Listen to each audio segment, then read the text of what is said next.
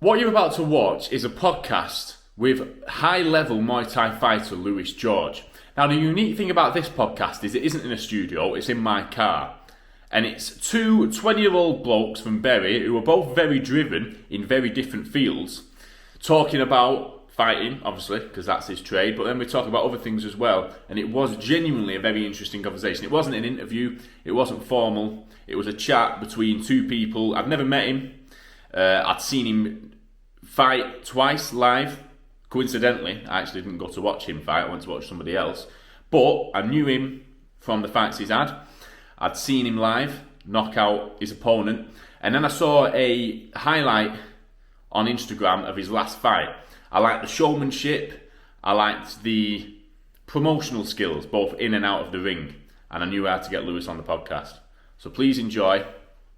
This was one of my best podcasts to date. Thank you to Lewis for making it happen. Welcome back again, the Will Miles podcast. You know what we do by now, but we are doing it slightly different today. We've got a bit of a special setup. I thought everyone makes podcasts and everyone invests in a studio and tries to do this and that and make it look cool, and I did do that, and then I thought, hang on, I'm not being like everyone else. So I thought for today's guest, we're just going to drive around. We've got Lewis George, kickboxing wizard. I've been to two of his fights and he knocked everyone out that I've seen. You also had a fight the other week, didn't you? Yep. And you detonated that guy, and you're now looking for the European title. Introduce yourself to my channel and tell everyone what you do. So, my name is Lewis George. I'm a professional Muay Thai fighter. I train in a gym called GFC that's in Bury. I've been doing the sport 15 years now. I've had 83 fights altogether. I won, I think, 71, lost 9, drew 2. So, I've basically evolved my life around Thai boxing and just made sure that I can produce a big name for myself and make myself the best version I can possibly be, really. Yeah, well, how many professional fights then? So I've had 8 professional fights now, won 7, lost 1, and then hopefully obviously continue that big streak throughout the year. What's the step up there, you know, from amateur to professional? Because people say it's a big, you know, a lot of people have one professional fight and then that's the end of that, you know what I mean? Because they can't step up to it. 100%. It's, do you know what? It's hard because you've got to dedicate your life around it then. Because if you've, obviously the amateur records, everyone can get through that. Everyone can do that sort of thing. Yeah. Whereas when you turn pro, you've kind of got to evolve everything around that pro life. Obviously the training, everything's got to be around doing that, and that's it. You can't have time to do anything else. Yeah. You've got to consistently focus your life around the fighting and around the training and making sure that everything's bang on for when you do end up having your pro fights. Yeah. So we've got to talk about that knockout from was it 2 weeks ago? That went with the distance, that one. But that one went the distance. We'll get onto that other one. The one that went the distance. Yeah, so I fought a lad called Ian Gibson, who was the UK number 4. He's been around a long time, fought all the best names around in England, to be fair.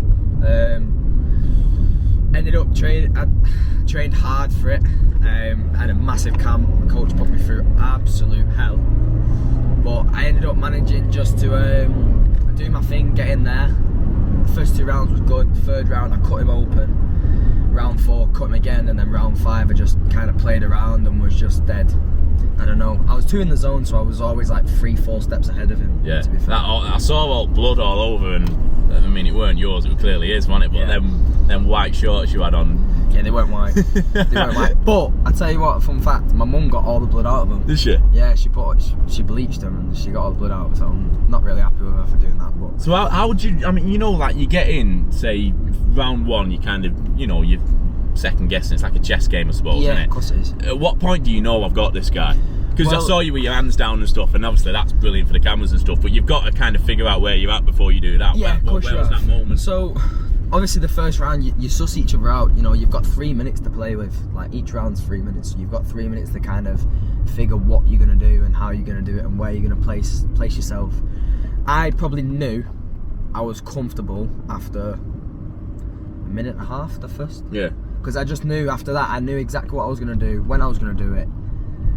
And I just knew I was confident and I was comfortable, and I know, so a lot of people will know me, like especially around Berwick or in the fighting game. They'll know I've got a pretty big ego. It's pretty big, but it's not too big. I know when I need to like chill out a little bit, and I knew from like a minute and a half in the first round, I knew, right, that's it. I'm too busy in my zone. You're not going to catch me with anything. You're not going to beat me. It's impossible. I think the ego's a good thing, mate. I really do. I'm very kind of, the boxers no one likes, the fighters no one likes. So Colby Covington, Conor Benn, Mayweather, I like them all. They're always my favourite fighters. The ones that are cocky and horrible and winding people up in the press conferences and stuff. Do you see yourself as that villain character? Yeah. Because I feel like you need that. You need the exposure. That gives the exposure for fighters these days. Yeah. Like, don't get me wrong, your fighting does the talking. If you can back yourself up, the fighting does the talking, you're perfect, you're sound. But I do think you need that little bit of arrogance, because that draws it even more. Like, it makes a fight more of a fight, because there's always a little bit of something behind it, which is obviously something. Even as a kid, I used to say a few words here and there just to get in someone's head. But when you get in their head, you're naturally halfway done already. The second half is the fun part.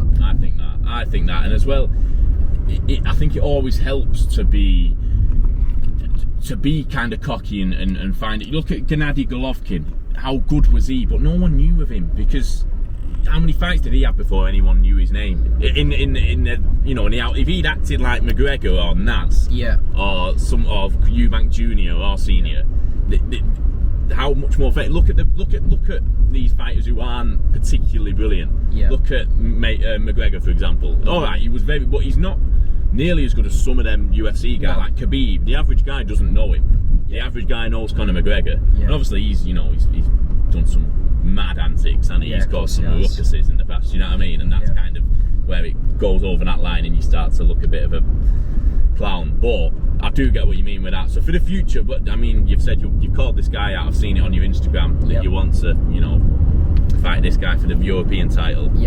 Have a word with him if you want. Hopefully he'll watch this. Well, yes, mate. We want that fight. It's a fight that's very interesting. Obviously, you like coming forward and you like hitting hard and obviously potentially trying to knock opponents out. I'm very much the same. We've got to the stage now where you can't really duck fights. You can't really get away from them, because if they're on the cards, they're on the cards. Like, you're the champion, I'm calling you out for that title. Let's November time. Let's have it, mate. Let's absolutely have it. And how would you approach that then? I know you're not going to give anything away, but a long training camp, short one, going for the knockout. There'd be a long training camp for it. You've probably not seen it because I've not really publicised it, but I've signed a contract to fight in France in October. So in an 8-man tournament with probably like one of the best in Europe, like if not the best in Europe. So I'm against all of them. So obviously that'll be that, and then 3 weeks later, or 2.5 weeks later, I think it is. That's when November is. Which is, it's close, but again, I know what my abilities are capable of. I know I can go in and I can have a fight 2-3 weeks later after having one fight. It doesn't matter to me. What matters to me is building my name and building my legacy, and knowing that I can be the best version. And people in 10 years' time, when I've made it and I've done all my things, I can look back and think they were the fights that made me who I am now. And when people see you say, like you were saying then, like Prince Nassim, Conor McGregor, everyone knows them fighters, right? Because of what they've done, what they did. McGregor went massive when he knocked Aldo. That was his fight, that was his highlight. I want to be the person where people go, yeah, that's Lewis George, like, he did this, he did that. And if I can do that, I know myself that I've done something then. Well, you know what, and this is what I always try and tell myself in my stuff, you are doing it now, not to the level you want to get to and the levels you want to have reached in 10-15 years. However, I wouldn't have messaged you out of the blue if I hadn't seen you with your hands down and walking out and taunting him. If you just put your head down and gone, I'd have thought, another decent fighter. I wouldn't have thought there's a character. I thought you were a character, and that's why I got you on. So I think you are, or you've got to look at it like that. And think I am already doing it, just not at the at that kind of level. Yeah, 100%. So the people around you then, how do they like you fighting? Do you come from a fighting background, or are they kind of, is there certain people in your life that, don't like seeing you in there in a war? I mean, I got into it from my dad. So my dad trained, so I used to go and watch him. Yeah. So I had a bite for it, because obviously when my dad used to do it, I thought, wow, that's something I want to do. And then I started doing it. My mum didn't like it, because she didn't like seeing a boy get hit and get hurt, as any mother probably would say, would do. And then I started getting into it more and more and more, and then before you knew it, I won my first junior title. Yeah. And then that was like, okay, there's actually something here, because I used to play football when I was a kid. Yeah. I was scouted for United when I was 8. Played for them for 6 weeks to 8 weeks, I think it was. And then I ended up, obviously they told me, okay, right, well, you need to choose now. Are you doing Thai or are you doing football? Yeah. And obviously after just winning my first title, I thought, no, I'm doing Thai. Yeah. Like, I'm going to make myself a name for this. The dedication's there. I can see that. It is your thing, and you kind of base everything else out of that, because you train people as well, don't you? So you're doing sessions. 100%. Do you enjoy that? Or? I enjoy coaching as much as I do fighting, if not maybe a little bit more. Yeah. Because I was once in the person who I'm training shoes. Yeah. I train a lot of kids, like Spencer, Alfie, like all the lads in the gym. Yeah. They all come to train with me. Yeah. And obviously Luke and all the other coaches in the gym, they train with us all, but that's because we was once in their shoes. Yeah. We was once that little lad destined for greatness. Yeah. Like, they wanted to be the next big thing, and see if I can help them on their journey and make them a better person and a great fighter, then at what point do you get to that point where you can train? Like there's fighters, I bet there's fighters now in the 30s that are world champions that wouldn't have it in them, they wouldn't have the brains to train anyone. Yeah. At what point do you because you're only 20, aren't you? So obviously you're coaching people a lot longer than you, and you still got to coach yourself. But at what point do you kind of have, can you become the teacher? I think you've got to have a lot of experience in the field. Like, I've done it 15 years now, so I've had 15 years worth of experience. Yeah. And obviously, I think it's not just the fact of me saying, oh yeah, I can coach now. Because if I said I could coach, but my coach told me that he wouldn't want me to, then I wouldn't. Yeah. Because obviously he doesn't believe that I could coach. But obviously he sees what I do when I do coach, and he trusts me, which is a big thing in Thai. Yeah. You've got to trust your coach. Yeah, I've noticed there's a lot of respect in the Thai. When I've been to your Thai fight and watching Will and stuff like that, everyone's bowing to each other and, touching the ropes. Yeah, they've got the things on.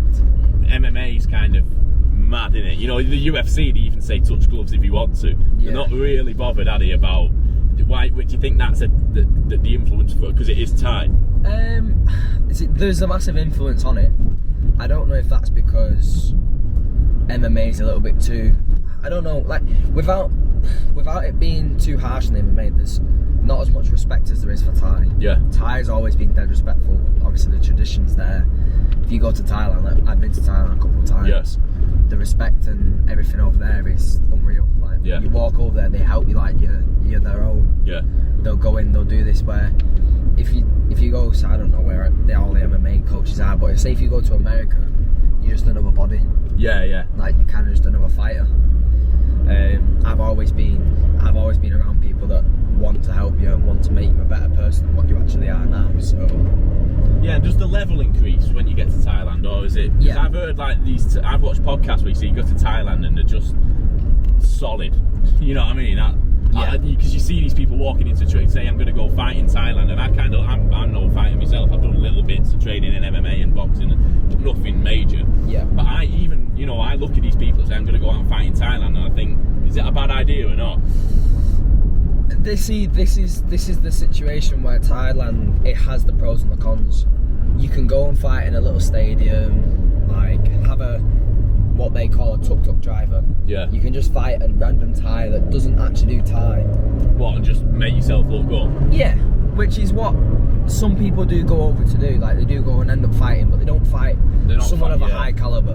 Whereas like someone like myself, who's done the training and wants to be something big, you have to go and fight in the major stadiums, and you have to do the major fights. Everything has to be major, where you can't be like, not just padding out your record. Like. No, definitely not. So I mean, have you done a fight in Thailand? I've had three.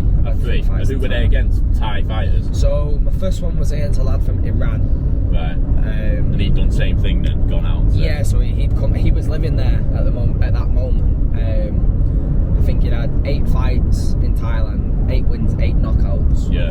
He fought with. Have you seen that? You know when Tong Po fought in Thailand and he fought with the ropes on his hands on the film? Oh, is that guy that did he make a movie out of his life? Yes. He was I saw it on True Geordie podcast. Is it that guy from Liverpool? Yeah. So there's him. So there's Billy Moore. Oh, Billy Moore. That's what I'm thinking. So there's Billy Moore. He's done that. And there's a guy called, I can't remember what the film's called, but it's called Tong Po.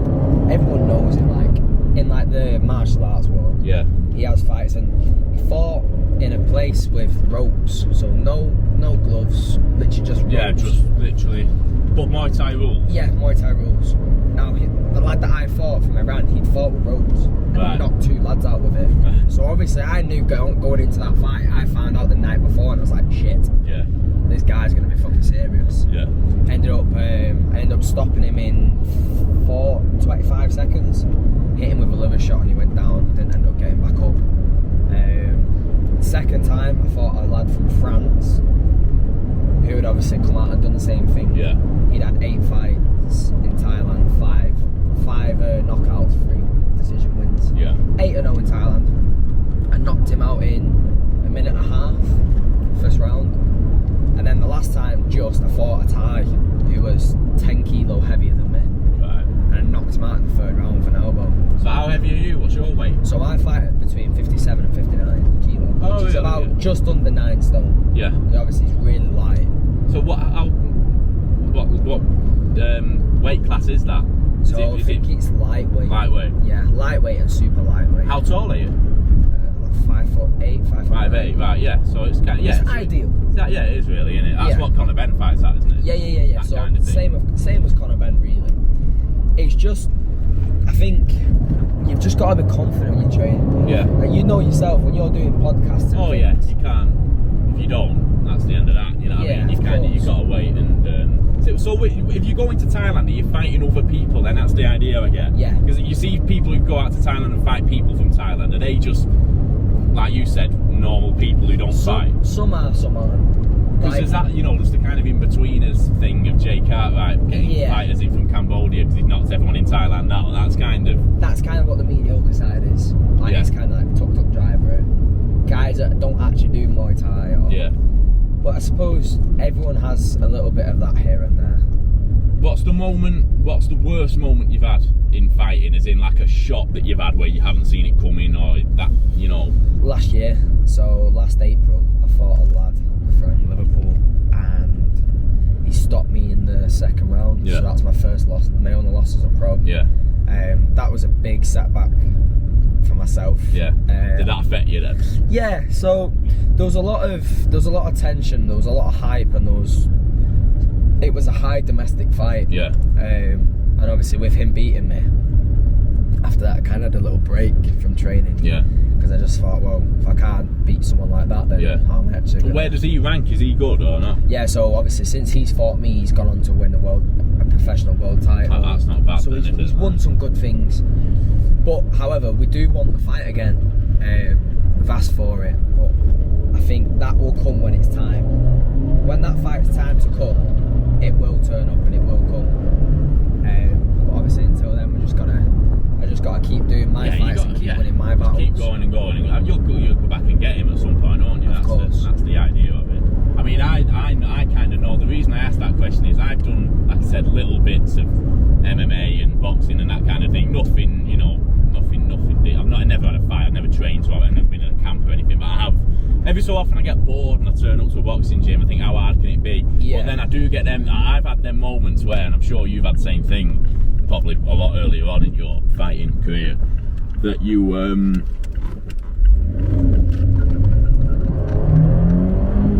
I've been hit with shots, and in that split second of being hit and realising it, you think, I'm not coming back again, mate. And then you kind of daze it and then you carry on, you know what I mean? But them, them liver shots and them head shots, and then like, the worst one's the nose for me. I don't like getting hit in the nose. I've been hit in the nose a few times, but I'd rather get smashed inside of the head. The nose is, your eyes start watering, and then your nose starts stinging. Yeah, it's horrible, isn't it? Because you think you've broken it, don't you? You know, you go in that thinking about it. Of course you do. Yeah, it's not nice at all. What's he doing there? He wants me on edge of his bike. I am a biker myself, but Have you got a bike yourself? Yeah. I had bikes from the moment I was. I did my CBT on my 16th birthday, so I was probably the youngest person, one of the youngest people ever to be on the road. So by 6 o'clock, I'd already bought the bike. I was riding around on a bike. Did you get any bikes out in Thailand? Mopeds and stuff? Yeah. Yeah. You crashed it? Yeah. I thought by that look on your face, I knew you'd crashed it. So I had one for 5.5 weeks, right? Because my missus come over with me.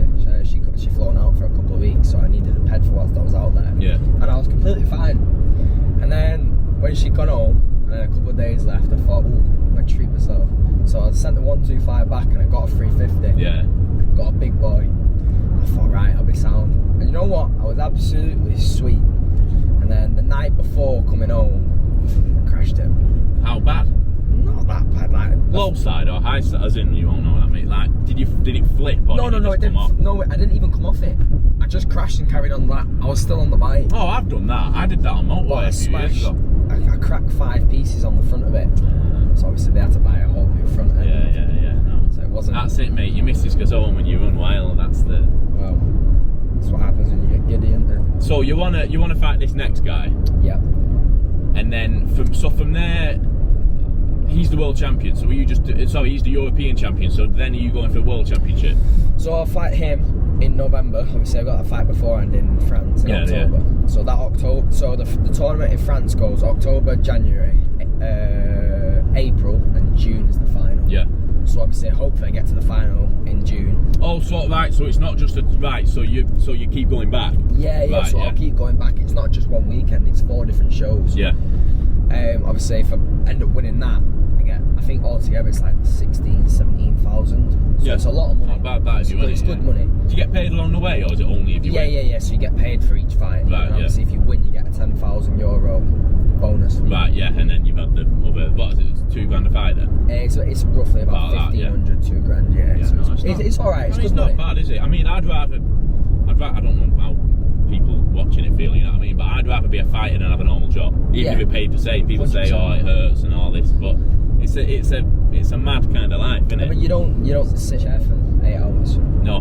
That's the difference. How do people react to you in the normal kind of world? When they find, you meet someone new or you speak to someone you half know, what do you do, mate? Oh, I'm a professional fighter. Do people kind of... They look at me funny. They do look at me funny. Like, some people do look at you funny because it's not... you got to think it's a different job. It's not a job that someone will say, oh, wow, that's... Oh yeah, a few people do that. Yeah. There's not many people that will turn around and go, oh yeah, well I'm a professional fighter, mate. Yeah. Like, this is the thing, like when you come into fighting, you've got all these little things and they all add up here and there. Yeah. Obviously you've got, I always say to people when someone asks me, oh, what do you do? I'm like, I'm a professional fighter, but I'm also a personal trainer. Yeah. I'll always get something else across as well. Always. Because I don't want to say, oh yeah, I'm a fighter and that's it. And then people think me as an arrogant prick. Yeah. Because I don't want to come across as arrogant. I find that funny, me, when people say, again, like, I'll come across as arrogant, but I'm not being funny. We're both admit we're arrogant, so it don't matter for this video. People say, is that your car? Yeah. But you feel a prick for it, you know what I mean? It's not, obviously it's not a fucking Ferrari, is it? But you know what I mean? It's kind of, it's one of them. But do you know what? You've worked for this. Yeah, that's what I mean. You can showboat it off and say, yeah, do you know what? It is my car. Yeah. And another question that I've come up with on top of my head then, and don't take this the wrong way, but do people, obviously, you might not look like a fighter, you know what I mean? You know, some people look.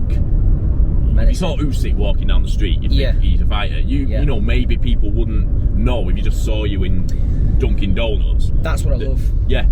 Have you had a situation like that where people find out, or people, I mean, yeah, because obviously when you want a night out, there's always that one idiot in there that thinks they can take the world on. Yeah.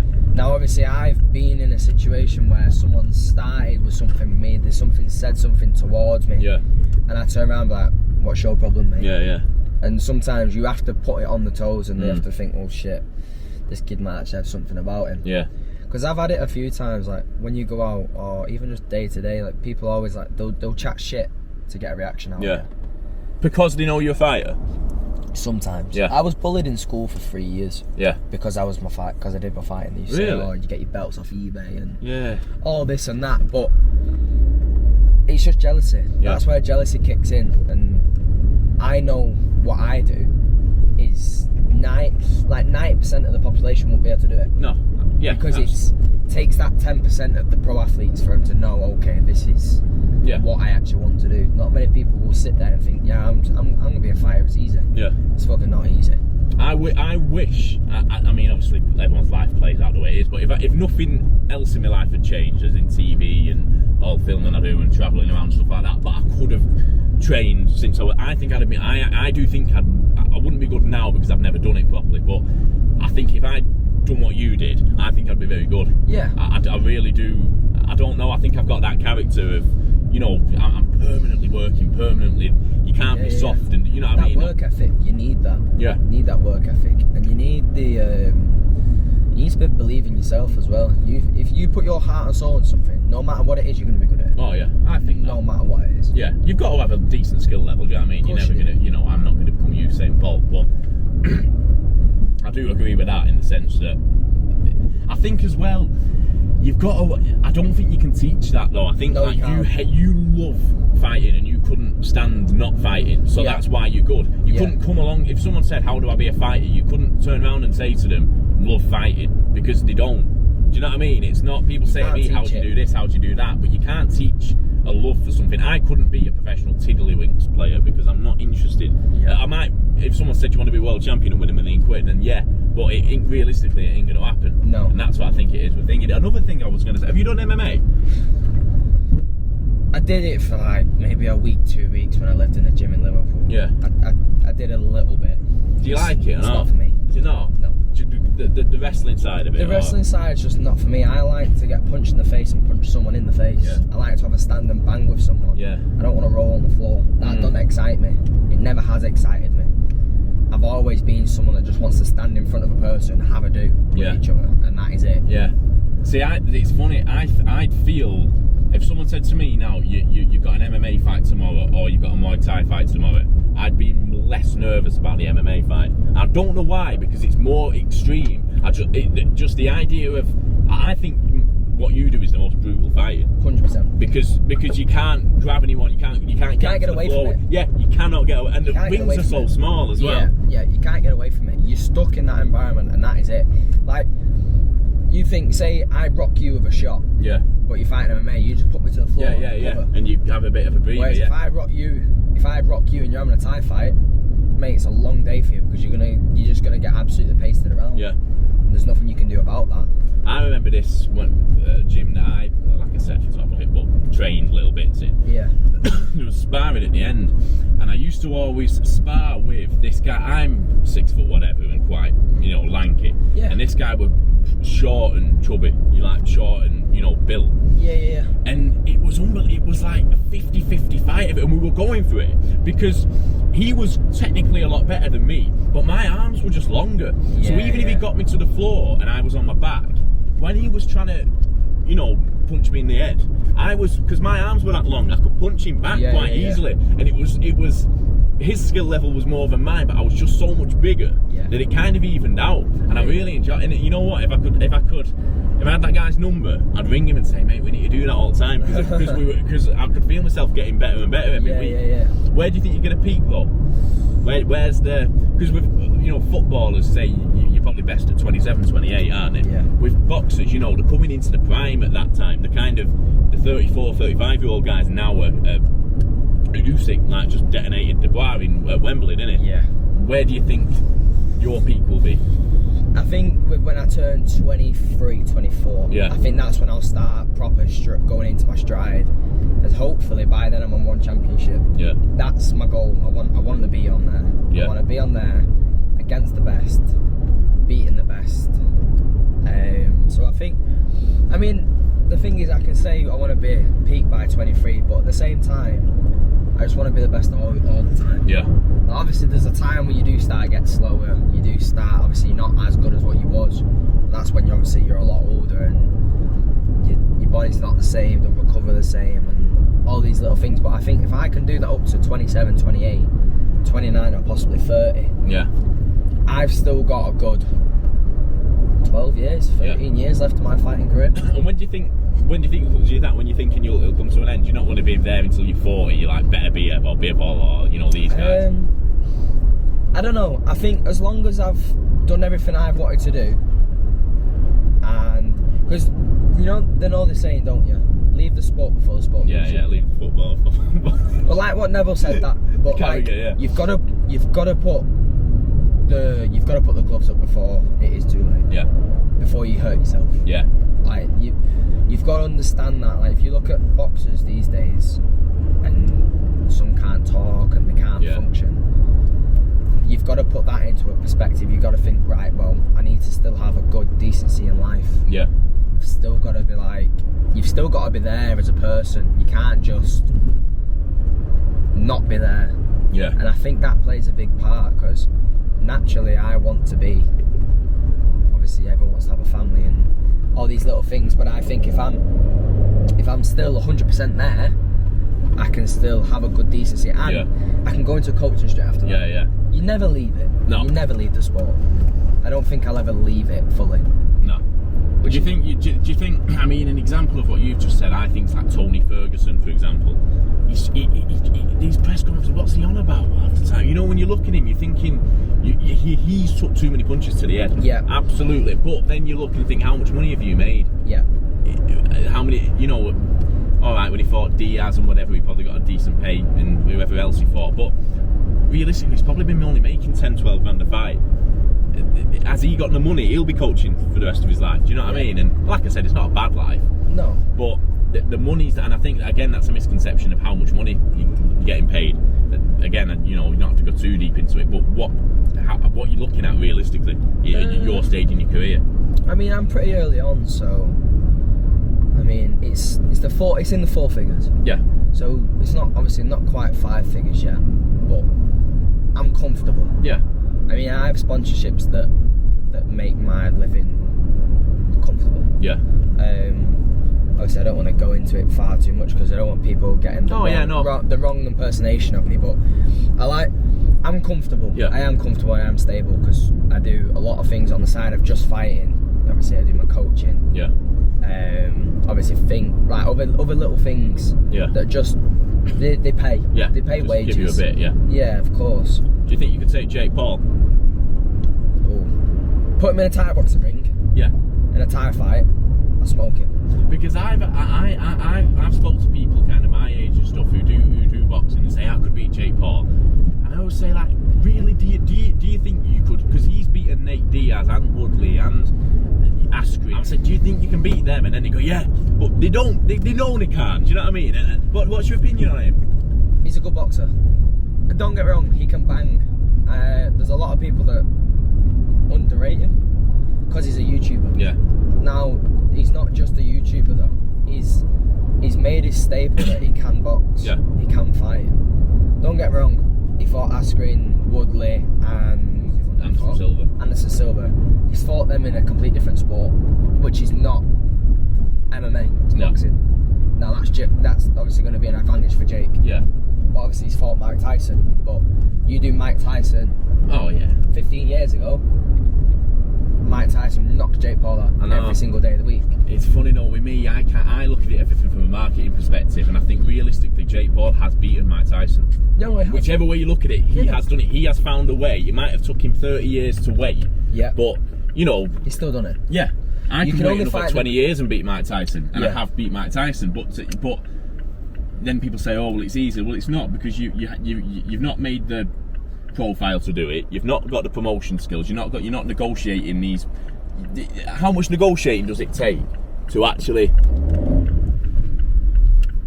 sort out a fight with Iron Mike? Do you know what I mean? It's madness to be able to sort that out. But then again, he's got the platform to do that. That's what I mean. He has got the platform, and as well, I don't get that. When people say he's just a YouTuber, well, he was just a bin man. He was just a builder. He was just everyone does something. Do you know what I mean? Of course.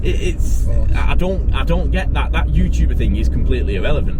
And I think even still, the YouTuber thing has helped him, because think he was 23-year-old and worth however many million quid, ridiculously rich. Yeah. He's just paid the best trainers, paid for the best equipment, paid for the best. He's got all time in the world. He's not, you're thinking I need to train him and train it, and you're obviously trying to get you into, but you still need to make your money. Yeah, 100%. If I wanted to do, I could try and get my professional license. I'd still need to make me money. Jake Paul could go. No, He can dedicate the next 10 years and live in his mansion. He's got that. And he's got that kind of thing. But where do you see it then? It'll be a weird question, this, but forget the actual logistics of fighting and world titles. Forget the actual money aspect. Where do you want it to lead to? Where do you want it? Say when you're 30, what is Lewis George? One of the best, if not the best. That's what I want. I want to be known. Yeah. That's what I want. Like, I couldn't care less if people think people could chat shit about me. People couldn't praise me. At the end of the day, you're still talking about me. Yeah. I want to be that person in 20 years time, 30 years time, when people go, he was unreal. Yeah. He was unbelievable. Yeah. Like, as long as I've done that and people know me for my fighting skills, I've done well in life. I'll go back to it again. The Instagram stuff stood out to me. The walkout was cool. I mean, even when you had I'm coming home on at the fight I was at, that was cool. And then even, I mean, I tell you, that one I was at, when was it? September or October? November, wasn't it? Yeah, in fact it was November. It was 31st of November, because I remember it turning December while I was still out with Tom and all that lot, so I got dragged out. But that end fight, obviously I watched Will's fight, then you came out, and bleeding hell, it was that did you go for the knockout in that fight? I just knew it was there. Yeah. Like, that's like what we was talking about earlier, when you're sussing your opponent out. The first round I knew exactly what he does. Yeah. Because I'd studied him, and he did the same thing when he was fighting me. Yeah. Now, I am an explosive fighter. Yeah. I've got a lot of power behind my shots, and if I do land, I will knock you out. Yeah. Like, I will seriously hurt. Yeah. And I just knew, from where I hit him with a few body shots beforehand, and he dropped his hands. Yeah. And I just knew that was hurting him. Hurting. And then obviously all you do from there is I threw the body shot, I stepped back, and then I fainted and I went up to his head. Yeah. And that's obviously what the shot that knocked him down. I saw you feeling him out, and then obviously it takes a few, doesn't it, to properly. But as soon as that one landed, I remember thinking, bleeding hell. And it was, and then, but I tell you what, and I don't think many fighters have this. And like I said, I'm not an expert in fighting, but I like to think I know a little thing about, the showbiz side of things. Yeah. As soon as you'd knocked him out, that camera came in, you went, Yeah. Well, most fighters would be just buzzing. Yeah. You know what I mean? They're just you immediately on it.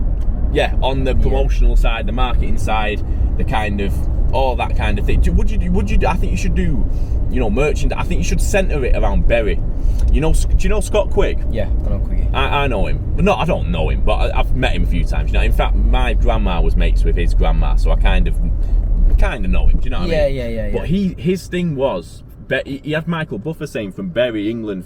I think it should be Bury, because so many people say Manchester. Yeah. Tyson Fury, Manchester. Yeah. Who else is technically from Manchester but they're not? You know what I mean? I think Bury's quite. Where's that? That's what I get people to do. So if you watch the one in November, it was from GFC in Bury. Yeah. I get them to put that bit because I'm not Manchester. I'm Greater Manchester. Yeah. We are only a little small town. Yeah. And the only other person to actually be a massive name for himself in Bury is Scott Quigg. Yeah.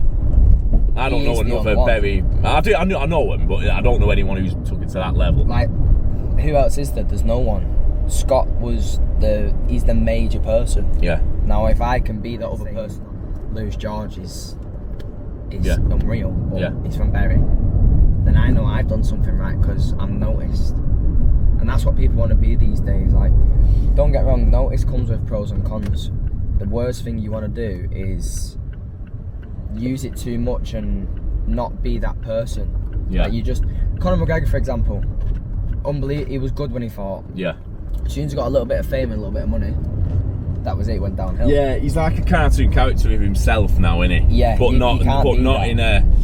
Not in a good way. Yeah, I don't know. I'm all for. Absolutely. I mean, look at my Instagram. Look at the way I carry myself. I'm all for the clicks, trying to get on TV. Once I was on TV promoting it, being arrogant, all that. Yeah. But that's all the means to an end, and it's all work orientated. Whereas I wouldn't want to be known for being in a bit. That's why I said at the start of the podcast, he's kind of gone too far with it. I wouldn't want to be known for being drunk in a club, in a beef, or punching people, because realistically, he's not going out of his. He's McGregor, and he's earned the right to have that exposure, and that's why people are now talking about him. However, if you were just punching someone down the pub, no one's writing about it. You're not actually doing anything. It's fair enough for him. He wants to live that life, but I wouldn't want to be known for messing around, not spending every waking second working. I'd want to, like, I don't know, Elon Musk is always in the headlines, but he's in the headlines because he's making Tesla and making rockets and doing this, that, and the other. That's the way I'd look at it. But I mean, I think, honestly, I'd say, I mean, like I said, I can't advise you on the box in front of it, but even with the social media thing, just keep doing that kind of thing. But I'd say keep your personality, but just kind of do more of it. I'd say, try and really hype up. It's more exposure, isn't it? Yeah, and just not become a character, but there's a character you can enable within yourself. To really, you gain, and as well, I think going into fights, then your opponent doesn't really know you. Do you know what I mean? I think the mistake maybe Conor Benn made in the lead up to the Eubank fight is he showed too much emotion. Whereas Eubank sits back and he's a bit of an enigma. You don't know really what you're getting. And I think you could do that. But it's been a pleasure to have you on, mate.